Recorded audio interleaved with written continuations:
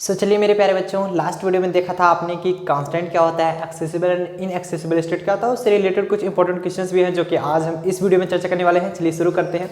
आज का हमारा टॉपिक है कि हम क्वेश्चन बताएंगे एक्सेसिबल इनएक्सेसिबल स्टेट, जो आपकी लास्ट लेक्चर में आपने देखा था। चलिए शुरू करते हैं। आपके सामने एक क्वेश्चन है, कह रहा है consider a system of 3 cell. ये बहुत इंपॉर्टेंट भी क्वेश्चन है, ये ध्यान देना। क्वेश्चन जो बताया जा रहा है वो इंपॉर्टेंट भी है। कहा जा रहा है consider a system of 3 cell. हम कोई सिस्टम कंसीडर करते हैं जिसमें 3 सेल है, सच दैट जिसकी वैल्यू n1 की वैल्यू 6 है, n2 की वैल्यू 4 है और n3 की वैल्यू 3 है। और इसमें एनर्जी, फर्स्ट की एनर्जी 0, सेकंड की एनर्जी 2, ये एनर्जी शो करता है, एंड थर्ड की एनर्जी 4 जूल पर पार्टिकल की जो एनर्जी दी जा रही है, मतलब 0 जूल पर पार्टिकल पहली की एनर्जी है, 2 जूल पर पार्टिकल दूसरे की एनर्जी है, मतलब इसमें 4 पार्टिकल है, और तीसरे की एनर्जी 4 जूल पर पार्टिकल। ये आपको क्वेश्चन में दे रहा है। If delta n3 equal to -2, अब इसकी वैल्यू क्या होती है डेल्टा n3 इक्वल टू -2, इसके बारे में भी हम चर्चा करेंगे। मतलब ये थर्ड को छोड़ करके -2 दे रहा है, +2 दे रहा होता तो थर्ड में जाता, -2 दे रहा है मतलब थर्ड को छोड़ दे रहा है, थर्ड को छोड़ दे रहा है, वो सेकेंड और लोअर स्टेट में चला जाएगा, मतलब हाई एनर्जी, थर्ड वाली हायर एनर्जी से वो लोअर एनर्जी से 2 या फर्स्ट में मूव कर जाएगा। और कर find delta n1 and delta n2 assuming n and e, मतलब डेल्टा n3 तो आपको दे दिया कि आपको डेल्टा n1 और डेल्टा n2 भी फाइंड करना है। हमें क्या मानना है कि total number of particle and total energy to be constant. Also find the initial and final probability. आपको इनिशियल भी प्रोबेबिलिटी निकालनी है और फाइनल प्रोबेबिलिटी भी निकालनी है। चलिए देखते हैं किस प्रकार से ये क्वेश्चन हम सॉल्व करते हैं। सोल्यूशन लिखेंगे इसके लिए। सबसे पहले तो आप पार्टिकल देख लीजिए, total number of particle, total number of particle हमने कैपिटल N माना है। टोटल नंबर ऑफ पार्टिकल वो क्या होता है, जितने पार्टिकल दिए हैं उनका सम, n1 plus n2 plus n3, 3 ही दिए गए हैं। n1 की वैल्यू कितनी है 6 प्लस में 4 प्लस में 3, यही तो वैल्यू है ना 6 4 3, कितना आ जाएगा 6 4 10 13 आएगा कैपिटल N की वैल्यू, ठीक। एंड टोटल एनर्जी अगर निकालें हम, टोटल एनर्जी को हम कैपिटल E से रिप्रेजेंट करते हैं। टोटल एनर्जी कैसे निकालते हैं ध्यान से समझेंगे कि मतलब कोई n पार्टिकल, जैसे मान लो इसमें अगर 5 पार्टिकल है, इस कंपार्टमेंट में 5 पार्टिकल है, एक की एनर्जी E है तो 5 पार्टिकल के लिए 5E हो जाएगी। वैसे एक के लिए एनर्जी n1 के लिए एनर्जी n1 E1 हो जाएगी टोटल एनर्जी, तो क्या हो जाएगा n1 E1 प्लस में n2 E2 प्लस में n3 E3। समझिएगा इसके लिए, मान लो इसमें n1 पार्टिकल है तो इसके लिए एनर्जी बात करेंगे कितना हो जाएगा n1 E1। किसी एक पार्टिकल के लिए अगर बात करें तो 1 × E1। अगर ऐसे 5 पार्टिकल होंगे तो 5 लोगों की एनर्जी वहां पर होगी 5 × E1। ऐसे यहाँ पर n1 पार्टिकल है तो n1 E1। तो वैल्यू रखेंगे, n1 की वैल्यू क्या है आपके पास 6 × E1 की वैल्यू आपको 0 दिया जा रहा है, ये 0 प्लस में n2 की वैल्यू है आपके पास 4, E2 की वैल्यू है 2 प्लस में n3 की वैल्यू है आपके पास 3 एंड E3 की वैल्यू है आपके पास 4। ये तो 0 हो गया, 4 2 जा 8 प्लस में 4 3 जा 10, ये आ गया हमारा 20 जूल। टोटल एनर्जी जो आया 20 जूल। समझ पा रहे हैं, मतलब टोटल नंबर ऑफ पार्टिकल यानी इक्वल टू 13, पार्टिकल का नंबर ऑफ पार्टिकल है उसमें तो कोई हम लगाएंगे नहीं कौन सा यूनिट है, एंड टोटल एनर्जी हमारा 20 जूल आ गया। अब ये जो डेल्टा n3 दिया जा रहा है लिखेंगे given delta n3 equal to -2। इसका मतलब क्या है, इसका मतलब है it means that two molecule leave, छोड़ दे रहा है higher energy state of third compartment and वो मूव कर जा रहा है कहाँ पर, लोअर एनर्जी कंपार्टमेंट में, lower energy state of second and first compartment. मतलब यहाँ से 2 पार्टिकल्स हमारे मूव करेंगे। यहाँ देखिए -2 दिया है, मतलब 2 पार्टिकल इसको छोड़ दे रहे हैं तीसरा कंपार्टमेंट सबसे ज़्यादा एनर्जी का होगा और उससे लोअर होंगे सेकंड, उससे लोअर फर्स्ट, मतलब लोअर एनर्जी कंपार्टमेंट में वो चला जाएगा हाई एनर्जी को छोड़ करके। ठीक, यहाँ तक तो क्लियर हुआ, सबको समझ में आ गया। ठीक, अब हम जानते हैं, हमने यहाँ से पाया क्या, जो n1 प्लस n2 है, n1 plus n2 plus n3 equal to 13, ये हमको मिला है। ठीक, हमें कह रहा है यहाँ पर देखिए डेल्टा n3 की वैल्यू -2 दी गई है, कह रहा है find delta n1 and delta n2, delta n1 and delta n2 find करना है। तो हम ही जानते हैं n1 plus n2 plus n3 मतलब n1 n2 तो जोड़ रहे हैं तो हमारे 13 आ रहा है। अगर हम यहाँ से देखना चाहें, मैंने इसीलिए लिखा कि इसका अगर हम डिफ्रेंसिएशन कर दें पार्शियल, क्या हो जाएगा, डेल्टा n1 प्लस में ये हो जाएगा डेल्टा n2 प्लस में हो जाएगा ये delta n3 is equal to 13 का डिफ्रेंसिएशन करोगे 0, क्योंकि it is a constant term है। तो delta n1 delta n2 delta n3, अब वैल्यू आपको एक प्रकार से गिवन है, डेल्टा n2 डेल्टा n3 की वैल्यू क्या गिवन है आपको, यह देखिए -2, तो यहाँ पर क्या लिख देंगे -2 इक्वल टू 0, -2 को उस साइड ले जाएंगे, क्या हो जाएगा डेल्टा n1 प्लस में डेल्टा n2 इक्वल टू 2, ये मिलेगा। इसे बना सकते हैं क्वेश्चन नंबर फर्स्ट, हमने बना लिया क्वेश्चन नंबर फर्स्ट। अब देखिएगा दूसरी वैल्यू क्या है, ये जो है n1 E1 n2 E2 n3 E3 का जो योग है ये 20 जूल है। हमने क्यों निकाला, क्योंकि हम यहाँ पर n1 की वैल्यू नहीं रखेंगे, हमें डेल्टा n1 डेल्टा n2 चाहिए, इसलिए हम वैल्यू नहीं रखेंगे, देखना ध्यान से। एंड n1 E1 प्लस में n2 E2 प्लस में n3, ये स्मॉल में ये लिखा गया है, E3 इक्वल टू 20 जूल हमको गिवन है। n1 की वैल्यू यहाँ पर हमें नहीं लिखना है, क्योंकि हमें डेल्टा n1 डेल्टा n2 निकालना है, यहाँ पर डिफ्रेंसिएशन करेंगे, E1 की वैल्यू रखेंगे। यहाँ पर n1 E1 की वैल्यू 0, इधर देखिए E1 की वैल्यू 0 प्लस में n2 E2 की वैल्यू कितनी है 2 प्लस में n3 इंटू E3 की वैल्यू कितनी है 4 इक्वल टू 20।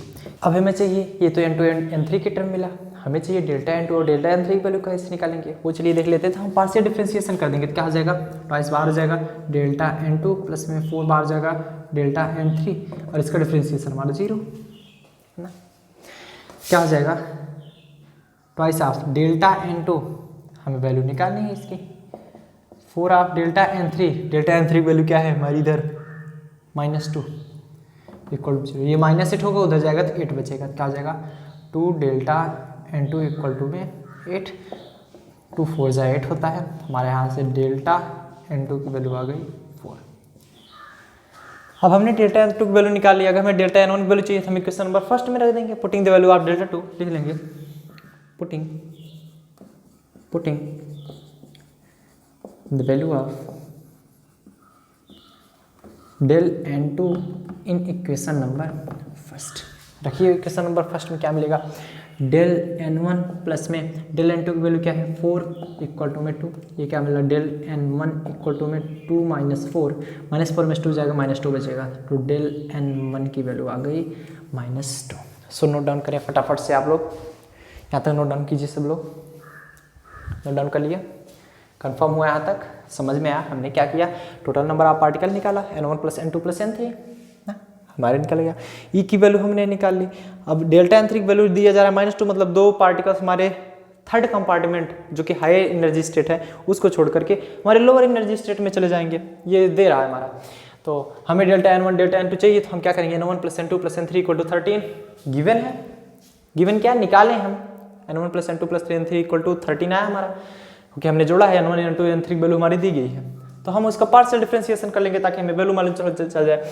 इसके लिए इधर भी करेंगे, हमारा क्या आ जाएगा delta n1 plus delta n2 equal to 2 आ गया, इक्वेशन हमने फर्स्ट मान लिया।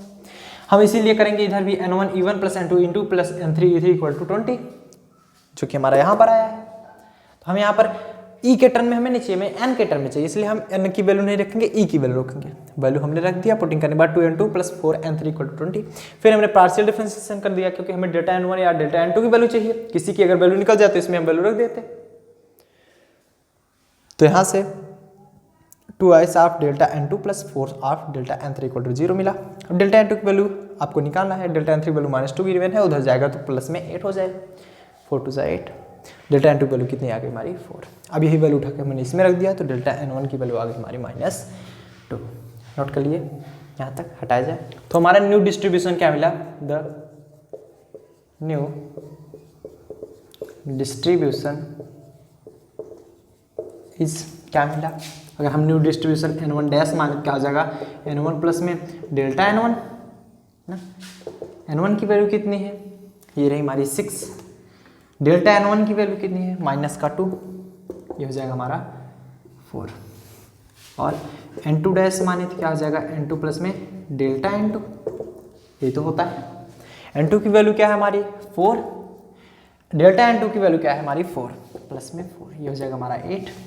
अगर हम यहीं पर बात करें n3 डैश की तो ये क्या हो जाएगा हमारा n3 प्लस में डेल n3, तो n3 की वैल्यू कितनी है हमारी 3, डेल n3 की वैल्यू ये देखिएगा -2, ये वैल्यू आ गई हमारी 1। तो n1 डैश n2 डैश और n3 डैश या फिर प्राइम भी बोल सकते हैं, n1 prime n2 prime n3 prime की वैल्यू ये हमारी निकल आई।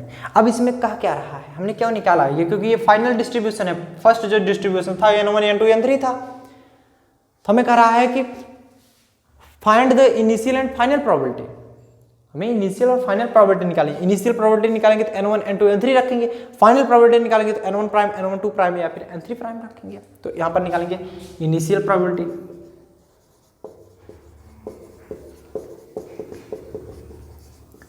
इनिशियल प्रोबेबिलिटी कैसे निकालते हो अभी हम आगे चलेंगे, आगे पढ़ेंगे हम थर्मोडायनेमिक प्रोबेबिलिटी।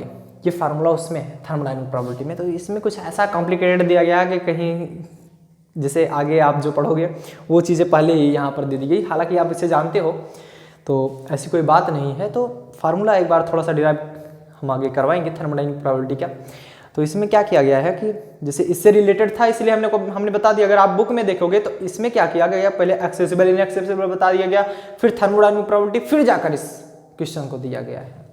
लेकिन ये जस्ट इसी से रिलेटेड था, एक क्वेश्चन एक वही टॉपिक के कारण। तो वो टॉपिक हम जस्ट अगला टॉपिक हमारा थर्मोडायनेमिक प्रोबेबिलिटी ही होगा, वो हम डिराइव करेंगे। तो वो एक क्वेश्चन एक आप फार्मूला याद रखिएगा। तो इनिशियल प्रोबेबिलिटी जो होगी यहाँ पर दिखाएंगे, initial probability is equal to क्या हो जाएगा, फैक्टोरियल एन कैपिटल एन, मतलब टोटल नंबर ऑफ पार्टिकल, जो total number of particle capital N है, अपान में n1 का फैक्टोरियल, n2 का फैक्टोरियल एंड n3 का फैक्टोरियल। जितने भी पार्टिकल दिए होंगे थर्मोडायनेमिक प्रोबेबिलिटी में हम पढ़ेंगे। जो थर्मोडायनेमिक प्रोबेबिलिटी आएगी देखिएगा, थर्मोडायनेमिक प्रोबेबिलिटी हमारी मिलेगी। जैसे मान लो दो पार्टिकल है n1 एंड n2, हम टोटल नंबर ऑफ पार्टिकल मतलब n1 प्लस n2 का और n1 का फैक्टोरियल एंड n2 का फैक्टोरियल, ऐसे 5 पार्टिकल हैं n1 n2 n3 n4 n5, ऐसे नंबर दी गई है तो 1 2 3 4 5, तो 1 का फैक्टोरियल 2 का फैक्टोरियल 3 का फैक्टोरियल आप लिख सकते हो, वो हम याद करेंगे थर्मोडायनेमिक प्रोबेबिलिटी में हमें बताया जाएगा। ठीक, अब चलिए देखते हैं वैल्यू क्या आएगी हमारी। कैपिटल एन की वैल्यू क्या आएगी, ये 6 + 4 + 3 13 आया था का फैक्टोरियल, अपान में n1 का फैक्टोरियल, n1 की वैल्यू क्या है 6, n2 की वैल्यू क्या है 4, n3 की वैल्यू क्या है 3। ठीक, अगर इसको हम सॉल्व करें तो हम लिख सकते हैं 13 को, 13 का फैक्टोरियल 13 × 12 × 11 × 10 × 9 × 8 × 7 × 6 का फैक्टोरियल, क्योंकि 6 फैक्टोरियल भी यहीं पर कैंसिल हो जाएगा, 6 का फैक्टोरियल मल्टीप्लाई में 4 फैक्टोरियल लिख सकते हैं, 4 मल्टीप्लाई में 3 मल्टीप्लाई में 2 मल्टीप्लाई में 1, और इधर लिखेंगे 3 का फैक्टोरियल 3 मल्टीप्लाई में 2 मल्टीप्लाई में 1, ऐसे लिखा जा सकता है। आप चाहो तो वहीं पर छोड़ सकते हो, चाहो तो वहीं पर छोड़ सकते हो या फिर सॉल्व कर लो, आपकी इच्छा है। अगर सॉल्व करना चाहते हैं इसको ऐसे कट कर देंगे, 6 फैक्टोरियल कट जाएगा, इधर जो कैंसिल आउट हो रहा है कैंसिल करके हमारा आंसर निकालेंगे प्रोबेबिलिटी। ठीक, निकालना चाहें वो तो निकाल सकते हो, आपके ऊपर डिपेंड है, हमने बताया तो आप यहाँ पर निकाल पाओगे। ये इनिशियल प्रोबेबिलिटी आ गई। अगर हमें फाइनल प्रोबेबिलिटी दिखानी हो, फाइनल प्रोबेबिलिटी, फाइनल प्रोबेबिलिटी क्या होगी, फाइनल प्रोबेबिलिटी हमारी देखी जाएगी टोटल नंबर ऑफ पार्टिकल। देखिएगा total number of particle always constant रहेगा, भले ही आपने डिस्ट्रीब्यूशन अलग अलग हो गया बाद में, लेकिन देखिए 8 4 12 1 13 पार्टिकल ही है, पहले भी इतना ही था 6 4 10 3 13, बट उसका डिस्ट्रीब्यूशन थोड़ा सा चेंज कर दिया गया, लेकिन total number of particle and total energy always constant ही बनी रहती है। तो फैक्टोरियल n अपान में n1 प्राइम का फैक्टोरियल, n2 प्राइम का फैक्टोरियल एंड n3 प्राइम का फैक्टोरियल। फैक्टोरियल n की वैल्यू क्या आएगी, फाइनल में जो हमने देखा 8 4 12 1 13 का फैक्टोरियल अपान में n1 का फैक्टोरियल, n1 फैक्टोरियल क्या है 4 का फैक्टोरियल, n2 प्राइम का फैक्टोरियल मतलब 8 का फैक्टोरियल, एंड n3 प्राइम का फैक्टोरियल मतलब 1 का फैक्टोरियल। 1 का फैक्टोरियल क्या होता है? 1 मल्टीप्लाई में 1, मतलब 1 ही है, मल्टीप्लाई में क्या बात ही नहीं। इसकी वैल्यू लगभग 1 ही आएगी, तो 1 से मल्टीप्लाई को कोई दिक्कत ही नहीं। तो 13 फैक्टोरियल अपान में फैक्टोरियल 4 इंटू फैक्टोरियल 8, ये हमारी फाइनल प्रोबेबिलिटी है।